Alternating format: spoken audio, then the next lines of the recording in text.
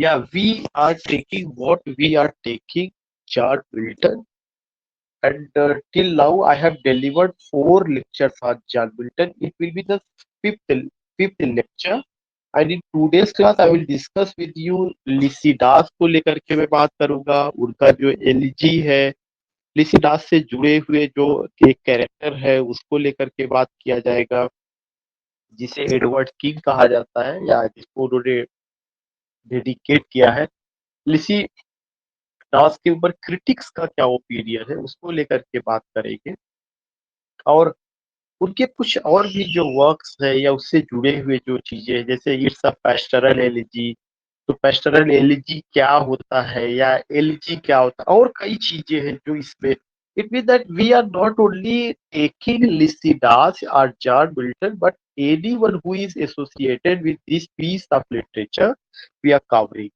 So in today's class what we are going to take Lycidas. We all know कि Lycidas एक poem है, किसने लिखा? John Milton ने लिखा। कब लिखा गया था? 1637 ईस्वी में लिखा गया था। और किस तरह का पोयम है? पेस्टोरल एलिजी है। वी ऑल नो कि जो पेस्टोरल एलिजी होता है, इसमें जो सेटिंग होती है वो रूरल एरिया में होता है, और एलिजी जो है it's a lamenting song, subjective form of poetry composed on the death of someone. All these things we come to know. So the point is that ki Lycidas is a poem of John Milton written in 1637. It's an example of pastoral elegy. ये पहली बार जब publish हुआ तो 1638 में publish हुआ। लिखा कब गया? 1637 में, बट पब्लिश्ड इन 1638। किसमें आया था?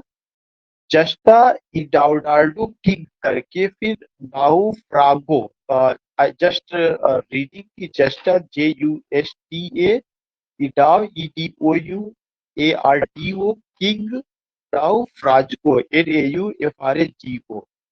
किसको डेडिकेट किया गया है? Dedicated to the memory of Edward King. इसका मतलब कि ये जो है एक किसकी डेथ पर लिखा, को इसमें जो है एडवर्ड किंग की डेथ पर पोएट लाइमेट, जो डायरेक्टर है, जो लाइमेट करता है, they they present themselves as shepherd. चूंकि रूरल सेटिंग है, रूरल लाइफ है, तो उन सब चीजों को यहाँ पे दिखाया गया है।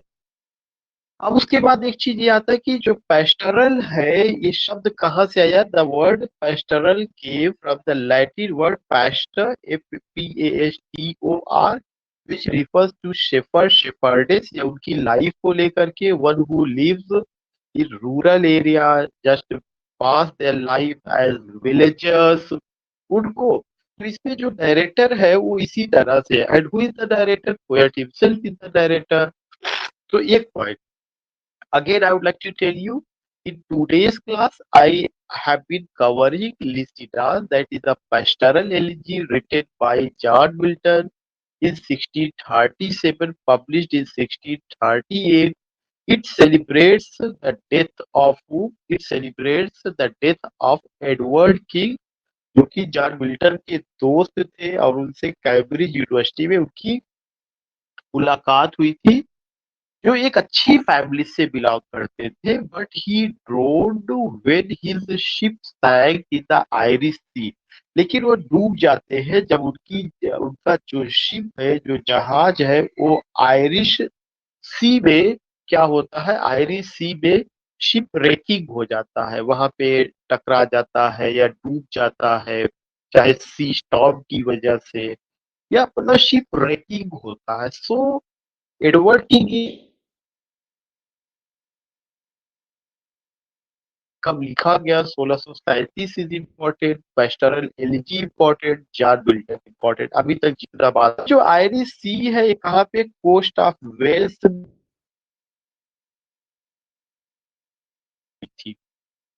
नेक्स्ट पॉइंट है the poem one. The poem, यहाँ पे वर्ड एक लिखना भूल गए। द पोयम, जो पोयम है इसमें 193, और ये इरेगुलरली राइम्ड है। रेगुलरली राइम्ड है, राइम तो है लेकिन उसका जो राइमिंग है इरेगुलर है, किसी का किसी से राइमिंग कर रहा है।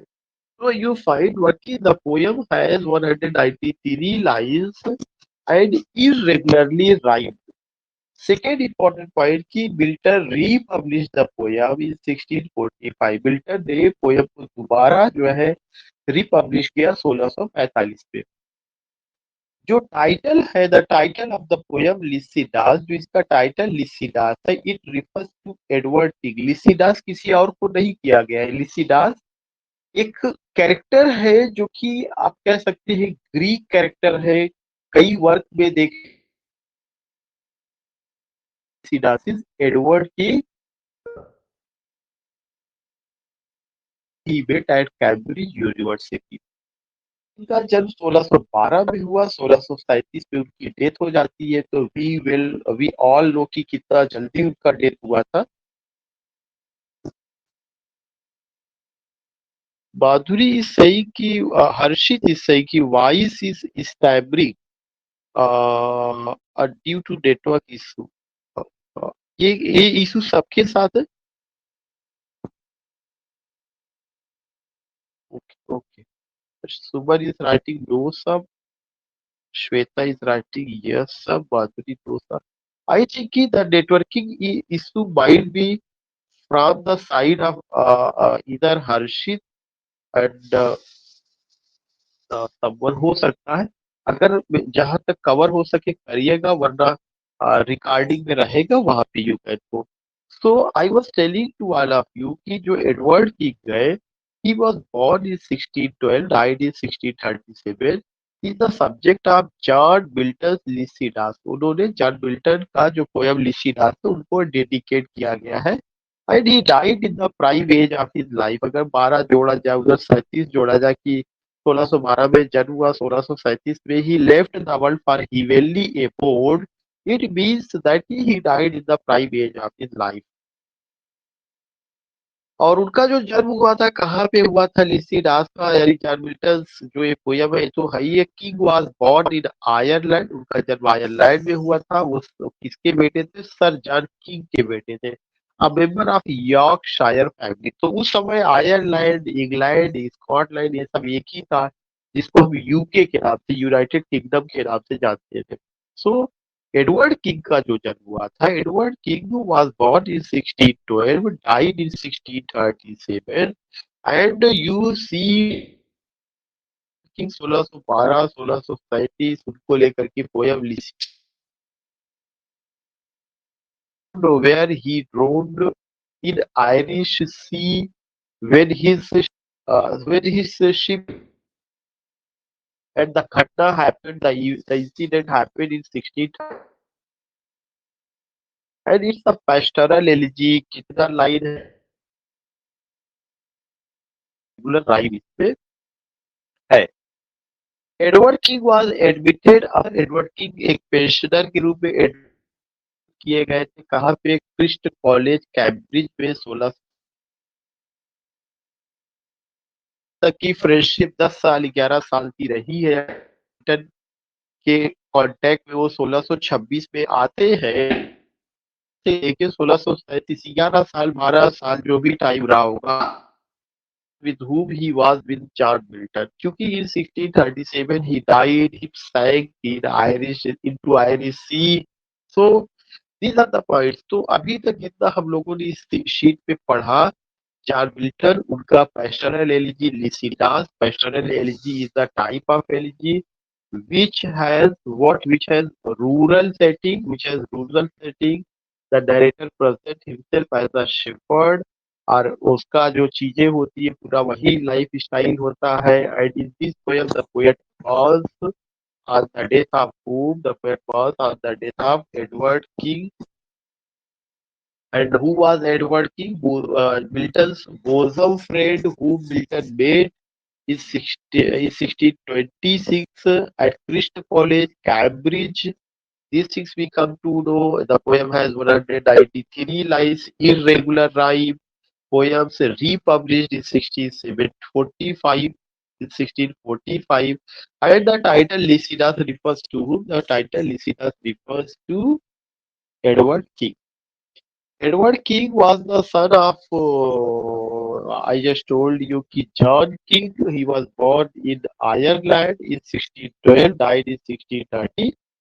7 and admitted as a pensioner of Christ College, Cambridge on 9 June 1626. These are the final lines. ये कई बार पूछा जा चुका है. It's the final line of the poem. And now the sun had stretched out all the hills and now was dropped into the western bay. At last he rose and twitched his mantle below. Tomorrow to fresh woods and pasture.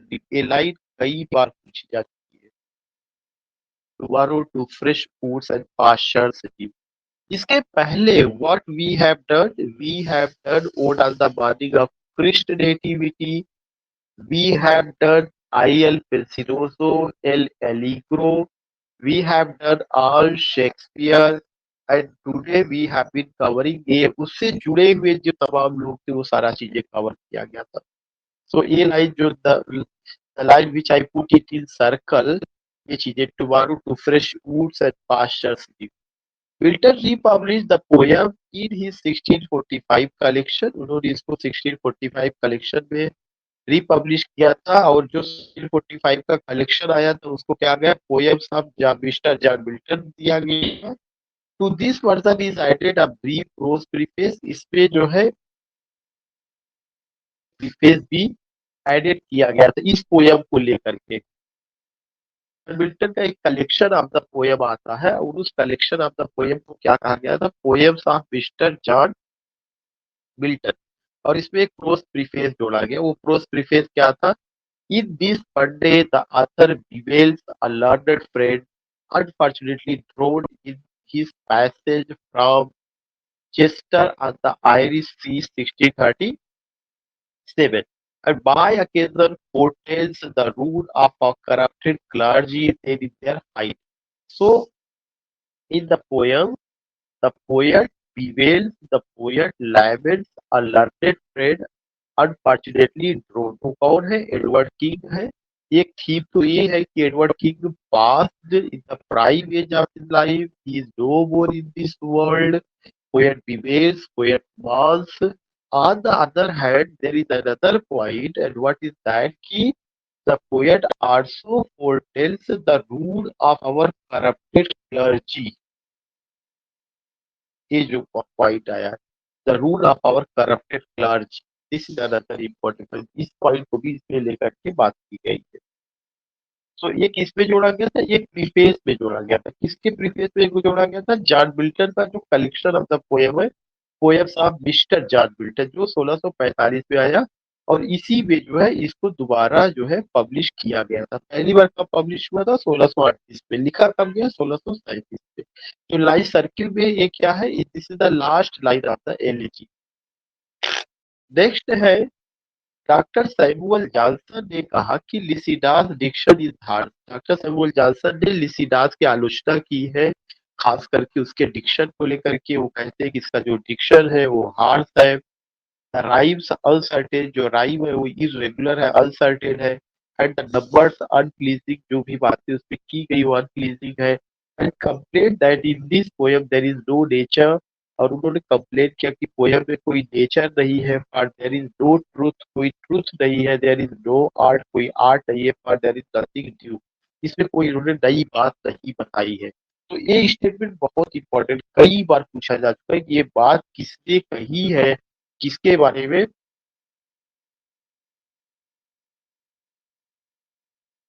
about what it is said by Dr. Samuel Johnson about Lizzie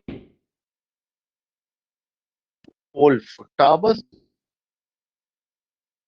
Dave ऑफिस writer है. Thomas Wolfe ने अपने novel important point है एक नया point है. कई बार लिसिदास पढ़ाया गया बट आई डिडंट गेट चूंकि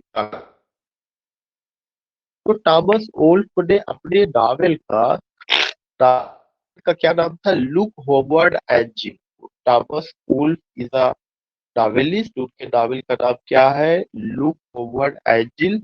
उन्होंने अपने नॉवेल का टाइटल जो है कहाँ से लिया हुआ है लिसिडास की कुछ लाइन से लिया गया. वो लाइन कौन सी है लिसिडास में एक लाइन बोला गया look homeward angel now and belt with truth. This is the line. It's a line. ये एक लाइन है, look forward angel now and belt with truth. It's a line. और ये लाइन जो है क्या बनती है, टॉमस वुल्फ के नावल, टॉमस वुल्फ का जो नावल है वो क्या है, look forward angel. It's the,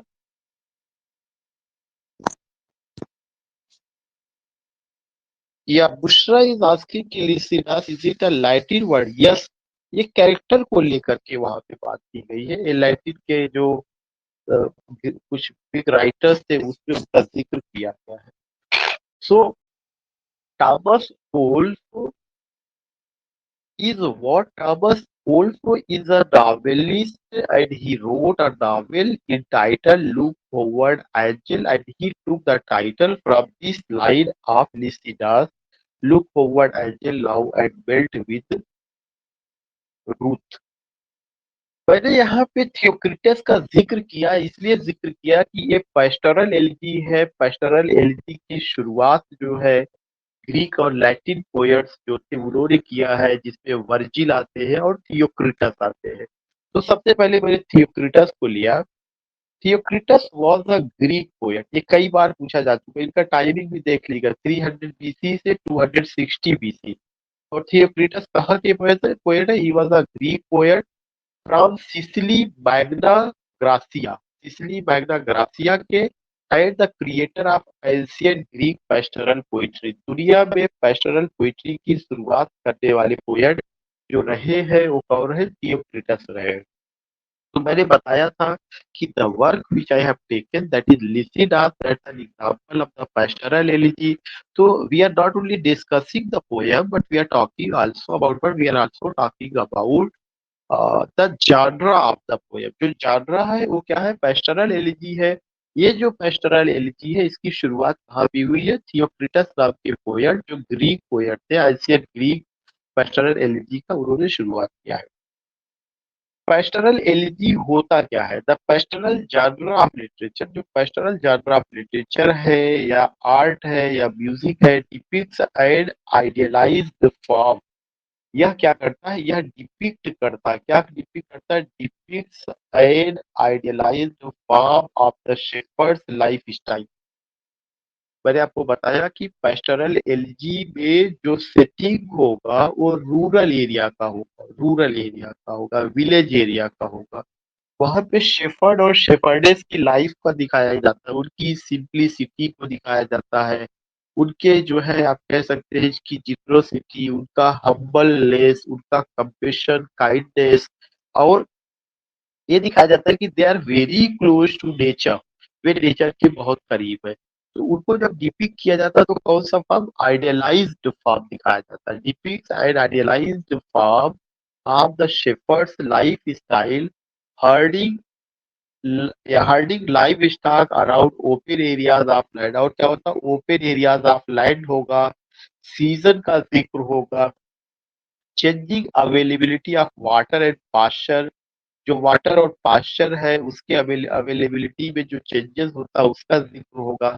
the target audience is typically, लेकिन जो टारगेट ऑडियंस होते हैं वो अर्बन होती है। नया पॉइंट है, नया पॉइंट का मतलब है कि लिखा तो जाएगा विलेज पीपल के बारे में, लेकिन जिनको सुनाया जाएगा वो टारगेट ऑडियंस कौन होंगे? वो अर्बन एरियाज के होंगे, वे विलेज एरियाज के नहीं होंगे। तो जो टारगेट ऑडियंस होता है वो क्या होता है? अर्बन का। A pastoral is a work of this genre, जो pastoral है ये वर्क है genre का। A piece of music in the genre is usually referred to as a pastoral, ये दूसरा लिटरेरी टर्म है। अगर किसी pastoral वर्क में पीस ऑफ म्यूजिक आ जाएगा या उसमें म्यूजिक जोड़ दिया जाएगा तो उस वर्क को क्या कहा जाएगा? Pastoral, PASTORALE। फिर से आप इस शब्द को ध्यान में रखिएगा। Pastoral elegy is about the simplicity or about the simple life of shepherd and shepherdess. In the pastoral elegy, shepherd and shepherdess are presented as villagers, their generosity, their compassion, their beautiful lifestyle, that they are being wild people, they are humbled down to earth. These things are presented, number one point, and they are idealized. Not only their lifestyle is present, but we come to know the we come to know about the season. We come to know the changing availability of the water and pasture. We come to know what we come to know natural beauty. These things we come to know. Except it, जो poet है वह जो है क्या करता है अपना target audience decide करेगा and the target audience will be who? The target audience will be urban people. Way urban एक चीज ध्यान में रखना है. अगर उसमें म्यूजिक यूज किया गया, a pastoral is the work of a piece of music in the genre is usually referred. Piece of music अगर उस genre में आता है तो उसको क्या कहा जाएगा? पेस्टोरल. PASTORALE. वो कहाँ तक था? वो केवल पेस्टोरल था. This it will be pastoral. आगे मैंने लिटरेरी टर्म पेस्टोरल डिफाइन किया कि what is pastoral. Pastoral refers to something of a pastoral nature. Pastoral जो है वह लिटरेरी पीस है जिसमें म्यूजिक का यूज किया जाता है और वह पेस्टोरल नेचर होगा, लेकिन उसमें किसका यूज होगा? म्यूजिक का यूज होगा. वेदर इन फॉर्म और मूड, चाहे फॉर्म की बात होगा या मूड की बात होगा. The genre is also known as बुकोलिक.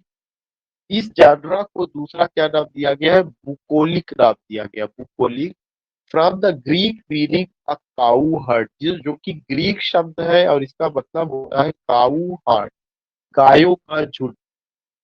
So where we find this thing. Not if I say कि ये केवल ग्रीक में था तो ऐसा नहीं. In India the lifestyle of Lord Krishna, lifestyle of Lord Krishna using of the pipe, flute and cow herd के साथ उनका पूरा का पूरा जो जीवन गुजरा वो बुकोलिक और पेस्टोरल से कम नहीं था जो है. अब ये है कि उस पर कितना लिटरेचर लिखा गया, उसको हम लोगों ने कोई टर्मिनोलॉजी किया या नहीं किया, that is another thing. But if they are telling to in India we find the same thing here in lord Krishna का. तो पेस्टोरल जो होता है वो क्या रिफर करता है? It refers to something of a pastoral nature in music whether in farm or mood. The genre is also known as bucolic. It means जो bucolic है वही पेस्टोरल है. जो है रूरल एरिया का होगा, शेफर्ड शेफर्डेस होगा, यूज ऑफ म्यूजिक, म्यूजिक का यूज होगा. और बुकोलिक यह ग्रीक शब्द से आया जिसका मतलब क्या होता है? काऊ हर्ट. अगला टर्म इसी से जुड़ा हुआ इकलॉग. इकलॉग क्या होता है? It's a poem in classical style. यह एक पोयम है जो क्लासिकल स्टाइल में लिखी जाती है. सब्जेक्ट इसका क्या होता है? पेस्टोरल सब्जेक्ट होता है. इकलॉग इज अ पोयम, ये चीज ध्यान में रखना है. It's a poem. और ये ड्रामा या ये आप कह सकते कि नॉवेल शॉर्ट स्टोरी उसका हिस्सा नहीं है. Eclogue is a poem in a class style on a pastoral subject. Poems in the genre are sometimes also called bucolic. इसी पोयम को कुछ कभी कभार इकला कोई क्या कहा जाता है? बुकोलिक कहा जाता है. कब कहा जाएगा उसको बुकोलिक? when there is the use of the music. And bucolic is a Greek word which refers to what? It means a cow heart. The form of the word eclogue in contemporary, कह रहे हैं कि जो ये the form है, जो ये इकलॉग का जो फॉर्म है कंटेम्प्रेरी इंग्लिश लिटरेचर में डेवलप्ड फ्रॉम मिडिल इंग्लिश इकलॉग. ये जो है बाद में मिडिल इंग्लिश जब आया तो वहां पर भी लोगों ने इकलॉग का यूज किया, जो कि लैटिन वर्ड इकलॉगा से आया हुआ. कहाँ से आया हुआ? Latin word ecloga. तो इकलॉग जो है लैटिन वर्ड इकलॉगा से आया हुआ है. इसी इकलाक को ग्रीक में क्या कहा गया है? बुकोलिक कहा गया. मैं फिर से पीछे चलता हूँ. अगर आपको याद होगा यहाँ पे मैंने ये निशान लगाया था बुकोलिक. बुकोलिक कैसा वर्ड है? From the Greek. या कहा से आया? ग्रीक से आया है. लेकिन जब आप इकलॉग की बात करते हैं तो इकलॉग शब्द कहाँ से आया हुआ? Latin word इकलॉग. इकलॉग उसका स्पेलिंग क्या था? ECLOGU. This is the eclogue. ECLOGU. और ये कहाँ से आया? Middle English eclogue which came from the Latin word ecloga. ECLOGA. The first English language eclogues were written by Alexander Barclay. पहला अंग्रेजी में इकलॉग लिखने वाले आथर का नाम क्या है? Alexander Barclay. बाद में एडवर्ड स्पेंसर ने लिखा, ये बहुत फेमस है, कई बार पूछा जा चुका है, द शेफर्ड्स कैलेंडर। और ये जो शेफर्ड्स कैलेंडर है, ये 12 इक्विलॉक्स में डिवाइड है, also belongs to the genre, ये उसी जानरा का है। और कितने इक्विलॉक में डिवाइड है? 12 इक्विलॉक। ये क्वेश्चन पूछा जा चुका है। तो अगर कभी क्वेश्चन आता है कि इंग्लिश में पहला इक्विलॉक किसने लिखा, अलेक्जेंडर बार्कले ने लिखा। बाद में इसी को जो है एडवर्ड स्पेंसर ने लिखा है, जो बहुत फेमस हुआ, the shepherd's calendar, he wrote it is. ये 12 इक्विलॉक में है। और जो 12 इक्विलॉग है उसमें 12 मंथ्स का जिक्र किया गया है। देयर आर द 12 इक्विलॉग्स, और उस 12 इक्विलॉग्स में 12 मंथ्स का जिक्र किया गया है। 12 मंथ्स में the rural beauty of England from January to December. जो रूरल ब्यूटी इंग्लैंड का है जनवरी से दिसंबर तक, वो कैसे नजर आता है, क्या है, उसका जिक्र किया गया है। नेक्स्ट है the eclogues also called the bucolic. Eclogues को हम बुकोलिक भी कहते हैं। Is the first of the three major works of the Latin poet Virgil. और ये जो है अगर देखा जाए तो जो लैटिन पोएट वर्जिल है, अभी तक हम लोगों ने किसके बारे में बात किया था? थियोक्रिटस कहाँ के पोएट थे? थियोक्रिटस जो है ग्रीक। लेकिन है, आपके लैटिन पोएट का क्या नाम है? लैटिन मतलब रोबर्ट। रोबर्ट जो पोएट है उनका क्या नाम है? वर्जिल है। वर्जिल ने मेजर वर्क लिखा। उन तीन मेजर वर्क्स में एक वर्क का क्या नाम है? Eclogue. The eclogues also called the bucolic. Eclogue को बुकोलिक भी कहा जाता है। Is the first of the three major works, जो कि जो है एक मेजर वर्क्स का नाम है किसका? Latin poet Virgil. Taking as his generic model the Greek bucolic poetry of Theocritus। और उन्होंने अपने मॉडल को, अपनी पोयम को किसको आधार बनाया था? ग्रीक बुकोलिक पोएट थियोक्रिटस को उन्होंने आधार। Virgil created a Roman version. Virgil ने जो है रोमन वर्जन तैयार। A dramatic and mythic interpretation revolutionary change at Rome in the turbulent period between roughly 44 and 38 BC। So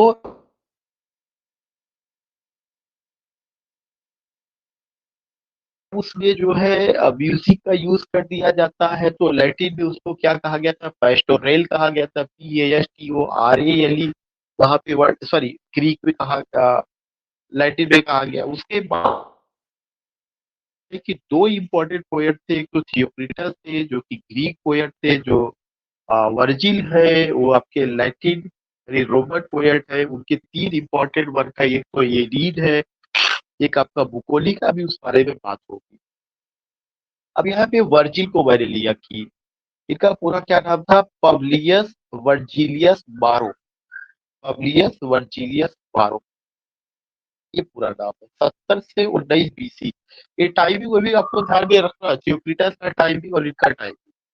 जो पब्लियस वर्जिलियस बारो usually called Virgil, इनको ज्यादातर Virgil नाम के नाम से जाना जाता है। ज्यादातर वर्जिल का मतलब इसी नाम से फेमस हुए हैं इंग्लिश में इस तरह का, लेकिन उनका जो नाम था ओरिजिनल वही था। Was an ancient Roman poet. एक एंशियंट रोमन पोएट थे of the Augustan period. Augustan period English वाला ऑगस्टन पीरियड है, जो रोमन किंग ऑगस्टस थे उनके समय के।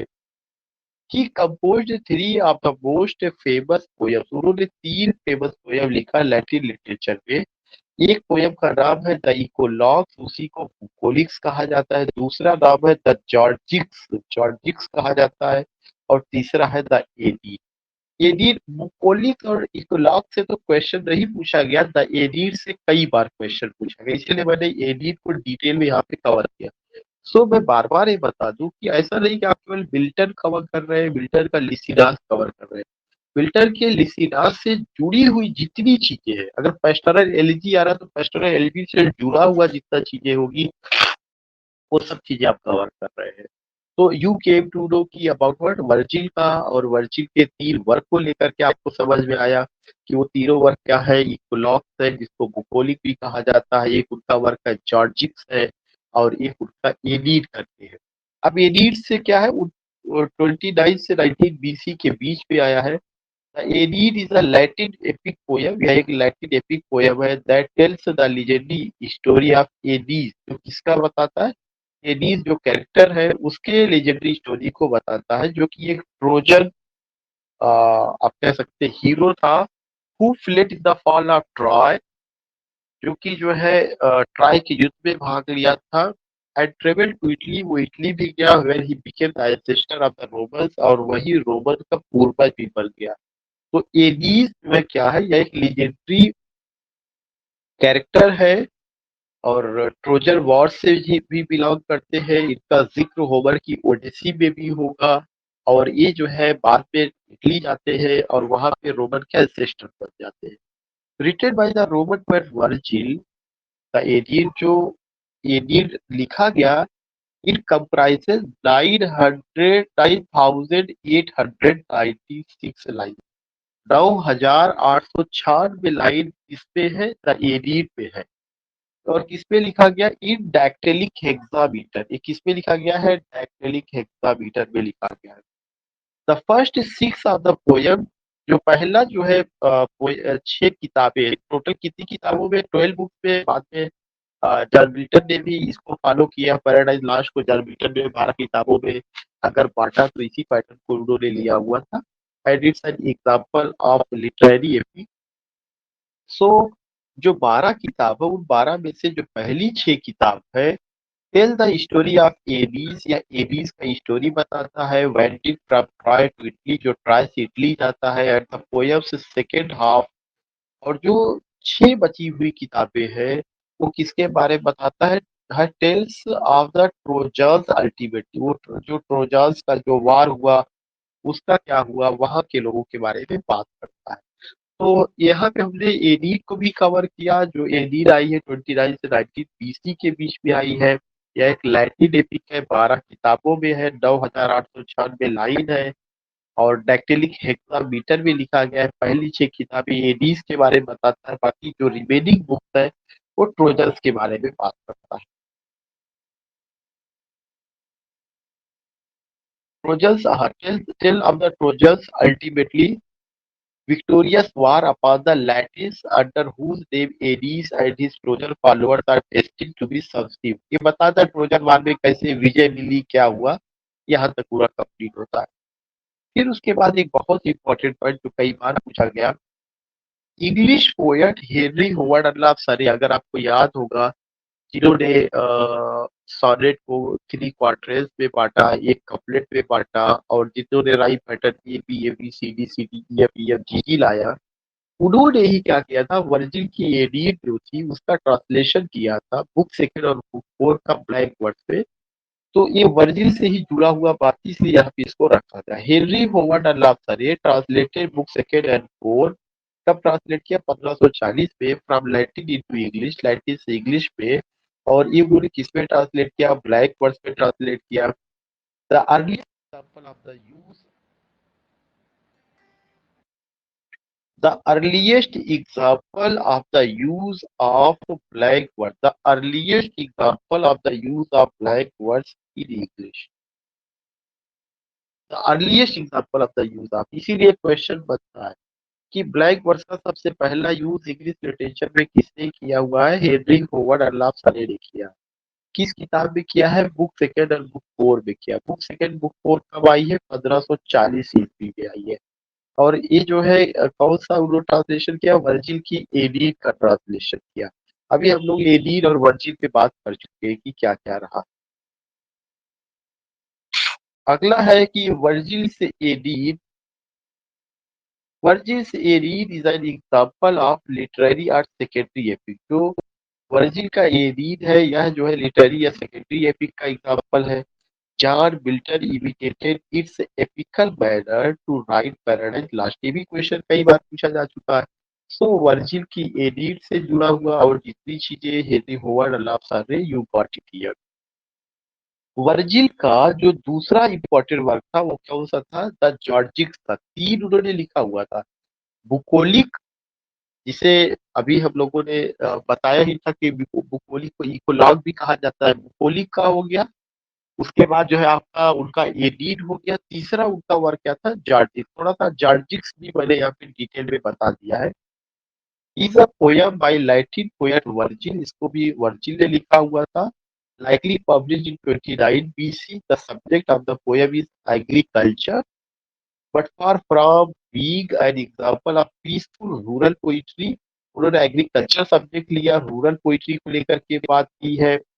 It is a work characterized by tension in both theme and purpose. इसमें जो है टेंशन को लेकर के, चाहे वो थीम और पर्पस के हिसाब से देखा जाए तो जॉर्जिक्स भी उनका एक ऐसा पोयम है जो रूरल लाइफ को लेके बात करता है, एग्रीकल्चर को लेकर के बात करता है।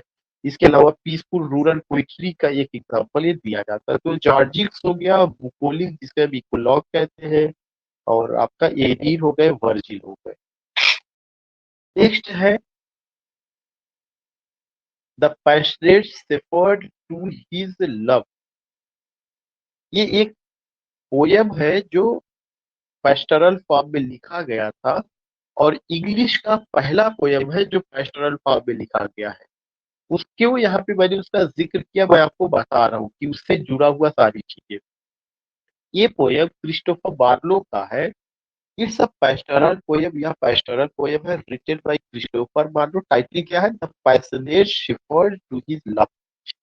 ही compose it in iambic tetrameter. उन्होंने इसको आयाबिक टेट्रामीटर में कंपोज किया। टेट्रामीटर का मतलब 4 फीट। पहला सिलेबल स्ट्रेस्ड होगा, दूसरा अनस्ट्रेस्ड होगा। आयाबिक का मतलब पहला सिलेबल स्ट्रेस्ड और फॉलोइंग सिलेबल अनस्ट्रेस्ड होगा। टेट्रा का मतलब 4 फीट और 8 सिलेबल हो जाएगा।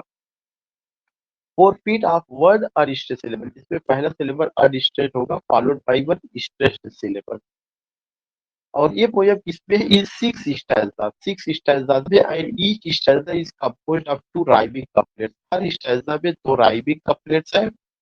Thus the first line of the poem reads, "Come live with me and be my love." करें कि जो पहली लाइन पोयम की वो बहुत ही फेमस है, "Come live with me and be my love." Come live with me and be my love, ये भी पेस्टोरल पोयम था, इसलिए इसका जिक्र यहाँ पे कर दिया गया, और इंग्लिश का पहला पेस्टोरल पोयम है। पेस्टोरल वर्क तो और भी आता है, जैसे अगर आप बात करेंगे सर फिलिप सिड्नी का, तो सर फिलिप सिड्नी का भी रहा है आपका आर्केडिया, सिटीज आर्केडिया, वो सब रहा। लेकिन उससे भी पहले क्रिस्टोफर मार्लो आ रहा है। तो वी आर टॉकिंग अबाउट कि क्रिस्टोफर मार्लो को लेकर कि the passage shepherd to his love is the pastoral poem written by Christopher Marlowe in iambic tetrameter. Iambic meter वह मीटर होता है जिसका पहला सिलेबल अनस्ट्रेस्ड होता है और फॉलोइंग सिलेबल स्ट्रेस्ड होता है। टेट्रामीटर का मतलब 4 फीट और 8 सिलेबल होगा।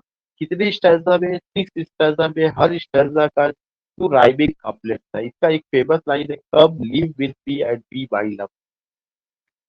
इसी जो है पेस्टोरल पोएट्री से जुड़ा हुआ एक और नाम है ओविड। उनका वर्क है मेटामॉर्फोसिस। ओविड का Metamorphosis. It is a Latin narrative poem from 8 सी, 8 सी में लिखा गया bye the Roman poet. The poem chronicle the history of the world from its creation to the deification of Julius Caesar in a mythico-historical framework composing over 250 myths है। 15 किताबों में divide किया गया है। 11,995 है। Again I would like to tell you कि Ovid आपको जानना जरूरी है, मेटामॉर्फोसिस जानना जरूरी है। जानना क्या है, पोयम है, लॉन्ग नैरेटिव पोयम है। किस भाषा में है, लैटिन भाषा में है। ये क्या बताती है, दुनिया की हिस्ट्री को प्रेजेंट करती है, जब से दुनिया आई है तब से लेकर के जो है जूलियस सीजर तक का, वहां तक का जो है उसका प्रेजेंट करता है उसका। और 250 मिथ है, 15 किताबों में है, 11,995 लाइन। फिर उसके बाद आते हैं हेनरी होवर्ड अल्लाह सरे पर आते हैं। उनको लेकर के और भी बातें करनी थी, इसलिए यहाँ पे इनको डिटेल में जिक्र किया गया, क्योंकि हेनरी होवर्ड अल्लाह सरे अभी एक जगह आया था कि he was associated with Virgil Seti, especially he used black words या translated book second and book four। तो हेनरी होवर्ड अल्लाह सरे का जन्म 1517 में हुआ था, 1549 He was an English nobleman, politician, and poet. He was one of the founders of English founders में उनको गिना जाता है खासकर इंग्लिश लिटरेचर पोइट्री को और finest known person to have been executed King Henry eight King Henry के सर को धड़ से अलग कर दिया था he was beheaded at Tower Hill में इनको जो है क्या किया गया था किंग हेनरी एट ने पनिशमेंट दिया था तो इतनी बड़ी पर्सनालिटी है 1517 में उनका जन्म हुआ 1549 में उनकी डेथ हुई है लेकिन वो बहुत ही इरिटेटिंग पर्सन थे बहुत जल्दी क्रोध में आ जाते थे लड़ाई झगड़ा आम बात थी उनकी और उनके अंदर पोइटिक टैलेंट था बड़े घराने से बिलोंग करते थे उनके फादर वगैरह भी हुआ और ग्रैंड फादर भी जो है ड्यूक वगैरह के पोस्ट पे थे और इनके अंदर पोइटिक या एस्थेटिक सेंस था लेकिन he was beheaded by Henry eight Tower Hill Howard was the first English poet to publish blank verse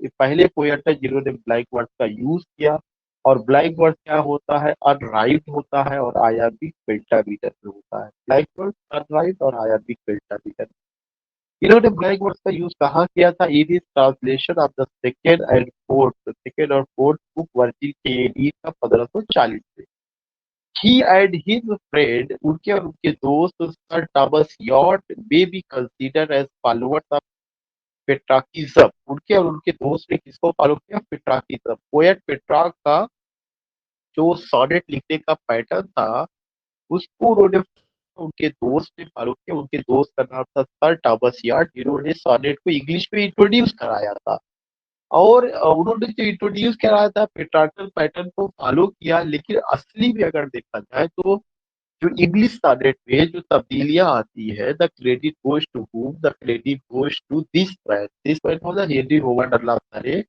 उन्होंने क्या किया था सोनेट को थ्री क्वार्टेल्स में बांटा कितने क्वार्टेल्स में थ्री क्वार्टेल्स में और वन कपलेट में बांटा राइम स्कीम क्या लेकर के आते हैं A B C D E F G G बाद में शेक्सपियर ने इसी पैटर्न को फॉलो किया इसी वजह से उस सॉनेट को इंग्लिश सॉनेट या शेक्सपियरियन सॉनेट कहा जाता है लेकिन the credit goes to this man कई चीजों का ब्लैक वर्ड का क्रेडिट सॉनेट का क्रेडिट तमाम चीजें सब चीजें और रेनेशा मूवमेंट को अपने उरूज पर ले जाना पेट्रार्क को के पैटर्न को चेंज करना आदि सीखने का शुरू they were the first English poet in the sonnet form which Shakespeare later used उन्होंने जो sonnet लिखा उसको बाद में किसने यूज किया शेक्सपियर ने यूज किया and for today's class last sheet है टूगेदर याट और होवर्ड दोनों ने मिलकर के due to their excellent translation of Petrarch sonnet उन्होंने पेट्रार्क के सॉनेट का ट्रांसलेशन किया जिसकी वजह से उनको क्या कहा जाता are known as father of the English sonnet father of the English sonnet देखिए दो क्वेश्चन हमेशा कंफ्यूज करेगा अगर ये क्वेश्चन आता है कि who introduced sonnet in English तब तो सर थॉमस यॉर्ड लेकिन अगर ये आएगा कि who is known as father of English sonnet तो फादर ऑफ इंग्लिश सॉनेट दोनों को क्रेडिट दिया जाएगा क्योंकि दोनों ने मिल करके लिखा हुआ था लेकिन अगर ये question who brought a big change in the structure English sonnet की स्ट्रक्चर में बड़ी तब्दीली कौन ला लाभ सरे चूंकि उन्होंने थ्री क्वार्टर्स और एक कपलेट का यूज किया ये चीज हमें ध्यान में रखना है उनके इस कंट्रीब्यूशन की वजह से they are known as father of English sonnet Wyatt introduce the sonnet form into English poetry sir Thomas Wyatt ने सॉनेट को यूज किया था कहाँ पे इंग्लिश पोएट्री में क्वेश्चन कई बार टीजीटी पीजीटी का तो बड़ा common question so many times the question has been asked however gave it rhyming meter and the division into quatrains which characterize the sonnets written in a way variously named English Elizabeth और Shakespeare sonnet लेकिन अगर इसमें rhyming का कोई तब्दीली करता है इसको क्वाट्रेन में कोई डिवाइड करता है इसको कपलेट में कुछ एक वो करता है तो कौन है that was the Henry Howard earl Surrey Surrey deserve to be called the English Petrarch ये मेरे लिए नया क्वेश्चन है कई बार मैंने हेनरी होवर्ड अलाफ सरे को पढ़ा, लेकिन ये कभी माइंड में नहीं आया था कि इस तरह का सेंटेंस भी बन सकता है कि सरे को हम इंग्लिश पेट्रार्क कह सकते हैं। सरे को फादर ऑफ इंग्लिश सोनेट कहा गया। सर थॉमस यार्ड ने सोनेट को इंग्लिश में इंट्रोड्यूस किया। सरे को एक क्रेडिट जाता है कि brought a big change in the structure of English sonnet, और उनको ये कहा जा सकता है he was the predecessor of Shakespeare for writing sonnet, या he paved the way for Shakespeare for writing the sonnet. उन्होंने शेक्सपियर के लिए रास्ता तैयार किया सोनेट लिखने के लिए। But it didn't come in my mind कि Surrey deserve to be called the English Petrarch. English Petrarch किसको कहा जाएगा? सरे को कहा जाएगा। फिर उन्हीं दोनों लोगों से जुड़ा हुआ सॉन्ग्स एंड सॉनेट्स, उन्हीं का कलेक्शन है सॉन्ग्स एंड सॉनेट्स, जिसे टार्टल्स मिस्सेलेनी भी कहते हैं। यूजुअली कॉल्ड टार्टल्स मिस्सेलेनी, इसे टार्टल्स मिस्सेलेनी कहा जाता है। Was the first printed anthology of English poetry. ये इंग्लिश पोइट्री का पहला प्रिंटेड एंथोलॉजी। ये भी क्वेश्चन है, पहला कलेक्शन ऑफ पोयम है, first collection of poem of English poetry वो क्या है? टार्टल्स मिस्सेलेनी, या उसी को सॉन्ग्स एंड सॉनेट्स भी कहा जाता है। फर्स्ट पब्लिश बाय रिचर्ड टॉटेल, ये किसके द्वारा पब्लिश हुआ था? रिचर्ड टॉटेल। और टॉटेल के नाम ने इसको पब्लिश किया था, इसीलिए इसके टार्टल्स मिस्सेलेनी नाम रखा गया। कब पब्लिश हुआ? 1557। कहाँ पब्लिश हुआ? लंदन में पब्लिश हुआ था। Volume consisted 271 poems. इसमें कितना पोएम्स है?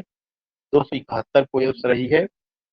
लेकिन इसमें जो सॉनेट का एक्चुअल जो सॉनेट रहा, जो लोगों ने लिखा, ट्रांसलेशन की बात नहीं, जो ओरिजिनल सॉनेट रहा है, 271 में से 54 ओरिजिनल सॉनेट रहा है, और हो सकता है ट्रांसलेशन रहा हो या कुछ और पोयम रहा हो। जो एक्चुअल सॉनेट रहा था उसमें से 15 सरे ने लिखा है, 27 यॉट ने लिखा है, और 3 निकोलस ने लिखा है। निकोलस ग्रीबॉल्ड ने लिखा है। तो एक और लोगों का एक कलेक्शन, निकोलस ग्रीबॉल्ड, और डाई जो है अननोन कोई आता रहा है। तो मैं फिर से बता दूं, इन दोनों लोगों का जो कलेक्शन ऑफ द सॉनेट है उसको सॉन्ग्स एंड सॉनेट के नाम से या टॉटन स्पीच मेलेडी के नाम से जाना जाता है, क्योंकि उसके पब्लिशर रिचर्ड टॉटन थे। और ये 1557 में पब्लिश हुआ, लंदन में पब्लिश हुआ है। इसमें 211 पोयम रही है, उसमें से 54 एक्चुअल सोनेट रहा है, जो ओरिजिनली तीन चार लोगों ने मिल के लिखा, बाकी सब ट्रांसलेशन रहा होगा। उन 54 में से 15 सरे ने लिखा, 27 जो है यॉर्ट ने लिखा, 3 निकोलस ग्रीबॉल्ड ने लिखा, और 9 अननोन रहा है। तो in this way you came to know about sonnet, और पूरा लिसिदास से हम लोग चल रहे थे, but you came to know about elegy, English sonnet, you came to know about some other things. So it's a good thing that you are here and you have joined this session. Thanks to all of you. And I think that you got some important facts, some important informations. I just want to know your reaction. How did you find this session? Have you any suggestion? Yeah, do you want to say something? Key? Is it fruitful? Yeah, you are getting some extra point. Yeah, the thing which you expect, you are getting that particular thing. Suman is saying, yes, interesting class. Suman Kumar, yes, very interesting. Shweta, thank you, sir. Okay, so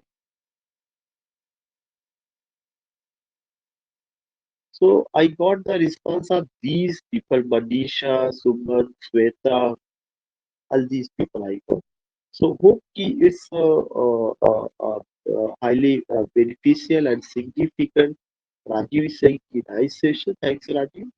And we have Bushra, we have Suman, we have Rama, Shweta, Manisha, Harshi, Jalil Bhai, Marpuri, and are joining the session. Meet you tomorrow. Okay, Bobby. Thanks.